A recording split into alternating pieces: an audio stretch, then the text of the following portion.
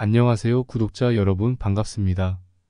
기획의 A부터 Z까지 쉽게 설명해드리는 기획자 빅입니다. 오늘은 대기업에 취업할 수 있는 확실한 두 가지 방법 관련하여 설명을 드리고자 합니다. 주변을 보면 친구, 선후배, 전직장 동료 등 많은 사람들이 대기업에 취업하기를 희망하며 다양한 준비를 하고 있습니다. 대기업에 가고 싶은 이유는 다양하겠지만 연봉과 복지가 상대적으로 좋으며 사회적으로 신용도 상승, 큰 프로젝트 참여 가능, 인맥 형성 등이 있을 것 같습니다. 이러한 이유로 점점 더 많은 취업준비생, 이직을 준비하는 사람들이 중소기업을 기피하고 대기업에 도전을 하고 있다고 생각합니다. 그러나 정작 그들이 입사하고 싶어하는 대기업은 전체 회사 중 1%도 되지 않으며 채용 규모는 매년 점점 감소하고 있는 것이 현실입니다. 이러한 시기에 대기업에 취업하려면 어떤 전략으로 어떻게 준비해야 하는지에 대해서 알아보려고 합니다. 방법은 크게 두 가지가 있을 것 같습니다. 첫 번째 방법으로는 기업의 공채를 통해 신입으로 입사하는 방법이 있으며, 두 번째 방법으로는 중소중견기업에서 경력을 쌓고 중고신입 또는 경력으로 입사하는 방법이 있습니다. 첫 번째로 말씀드린 정기공채 지원의 경우 일반적으로 많이 알려져 있는 방법으로 대부분의 취업준비생분들이 하고 있는 방법입니다. 공채로 입사하기 위하여 준비하는 것들은 학점, 토익, 토플, 오픽 등의 어학성적과 동아리 활동, 공모전, 봉사활동, 자격증, 수상 경력 등이 있습니다.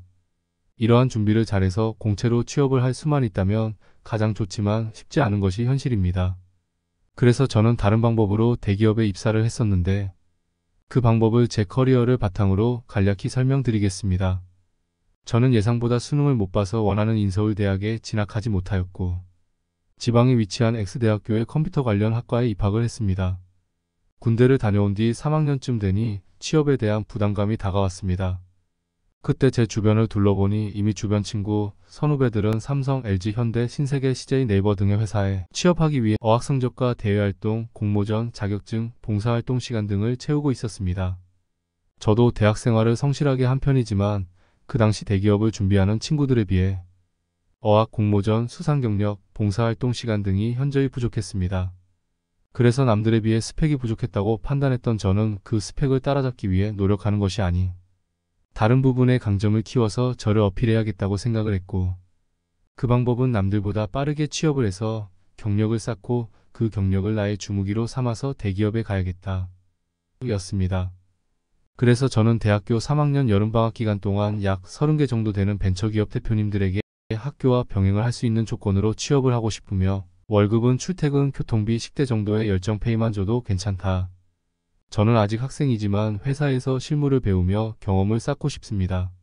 라고 메일을 보냈습니다.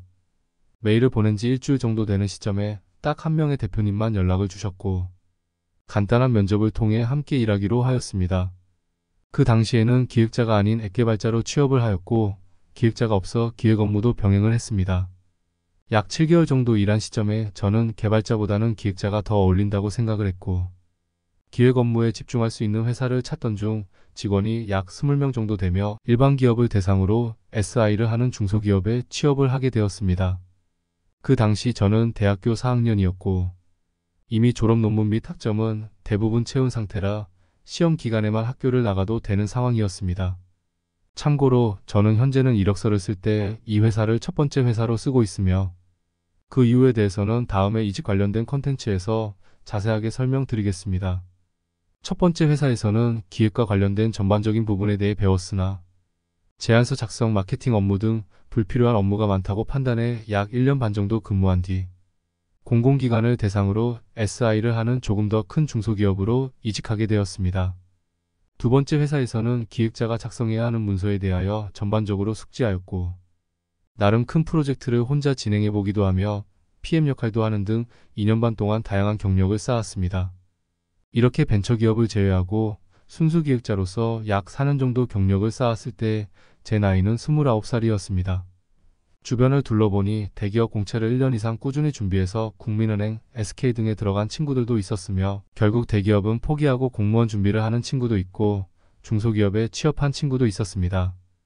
그래서 저는 이 시점에 나도 중견기업이나 대기업에 가야겠다 라는 생각을 다시 한번 하게 되었고 특정 중견기업에 이력서를 제출하였는데 너무나도 쉽게 최종 합격까지 하게 되었습니다. 사실 경력을 쌓기 전에는 중견기업 및 대기업에 서류를 제출해도 한 번도 서류 통과를 한 적이 없었는데 경력으로 지원을 하니 서류를 너무 쉽게 합격을 하는 경험을 했습니다. 중견기업에서는 커머스 업무를 담당했고 회사는 너무 만족했지만 대학교 때 목표했던 정통, 대기업 삼성, LG, SK, 현대, 한화, CJ 등에 이직을 해보고 싶다는 생각을 했습니다. 그래서 이력서, 포트폴리오, 경력기술서를 준비하고 이를 바탕으로 여러 대기업에 지원을 하였는데 서류 합격률 100%, 1차 면접 합격률 88% 이상의 성과가 나왔습니다. 그래서 저는 최종 합격한 곳 중에서 가장 가고 싶었던 현재 회사로 이직을 하게 되었습니다. 제 커리어에 대해 설명이 조금 길었으나 제가 말씀드렸던 모든 부분이 대기업에 가는 두 번째 방법입니다. 즉 처음부터 대기업을 지원하는 것이 아니라 중소기업이나 중견기업에 입사하여 경력을 쌓고 대기업의 중고신입 또는 경력직으로 입사를 하는 방법입니다.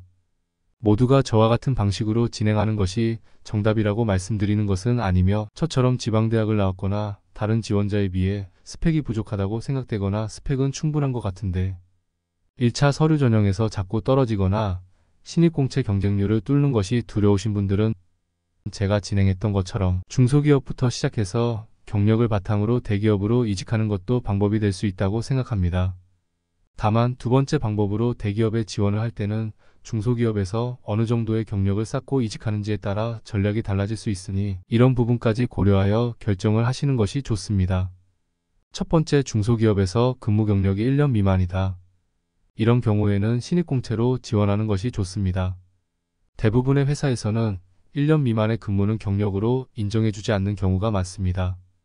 그렇지만 회사 생활을 했다는 경험은 높게 평가하는 부분이 있으므로 이력서나 자기소개서를 작성할 때 근무 경력이 있어 적응이 빠르고 업무 이해도가 있다는 것을 어필하는 것이 중요합니다.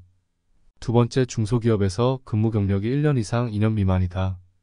이런 경우에는 신입공채로 지원하는 방식과 경력으로 지원하는 두 가지 선택지가 존재합니다.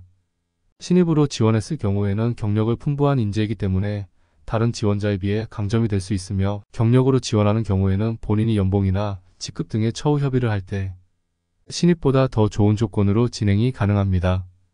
또한 경력 수시 채용에도 지원을 할 수 있습니다. 세 번째, 중소기업에서 근무 경력이 2년 이상이다. 이런 경우에는 저는 무조건 경력으로 지원하라고 말씀드리고 있습니다. 중고신입으로 지원한다고 불이익은 없으나 2년이라는 경력을 포기함으로써 연봉이나 직급 등을 손해를 볼 수 있는 부분이 아깝다고 생각하기 때문입니다. 또한 중소기업에 먼저 취업을 해서 경험을 쌓은 뒤 대기업에 지원을 하는 경우 장단점이 존재할 수 있으니 이런 부분도 충분한 검토가 필요합니다. 장점은 크게 세 가지만 설명드리겠습니다. 첫 번째, 처음부터 대기업 공채를 준비하는 사람들보다 더 다양한 회사, 조직 문화 및 프로젝트 경험을 진행할 수 있습니다. 두 번째, 1년에 2번만 존재하는 정기공채와 다르게 상시로 채용시장이 열립니다. 세 번째, 서류 통과를 하는 빈도가 훨씬 높아지게 됩니다. 단점으로는 크게 두 가지가 있는데 첫 번째, 중소기업에 처음 입사를 하였을 때 대기업에 비해 연봉과 복지가 현저히 낮을 수 있습니다. 두 번째, 중소기업에서는 사수가 없는 경우가 많아 업무에 대해 정확한 가이드를 받지 못할 수 있습니다.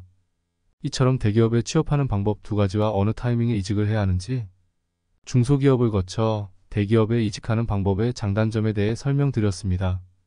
제가 두 번째 방법을 추천해드린 근거만 하나 더 설명드리고 이번 영상을 마치려고 합니다. 인크루트에서 인사 담당자들을 대상으로 신입공채 채용 관련하여 리서치를 진행하였는데 많은 기업에서는 신입을 뽑을 때 직무와 연관이 크게 없더라도 회사 생활을 경험해 본 부분 때문에 중고신입을 더 선호한다고 합니다. 위 내용처럼 신입이지만 경력이 있는 신입을 원하는 그런 회사에 취업하기 위해서는 두 번째 방법을 잘 활용하시는 것도 좋은 방법일 것 같습니다. 이것으로 오늘 영상은 마치도록 하겠습니다. 영상을 보시는 모든 분들이 대기업에 가는 그날까지 응원하고 유익한 정보 많이 전달드리도록 하겠습니다.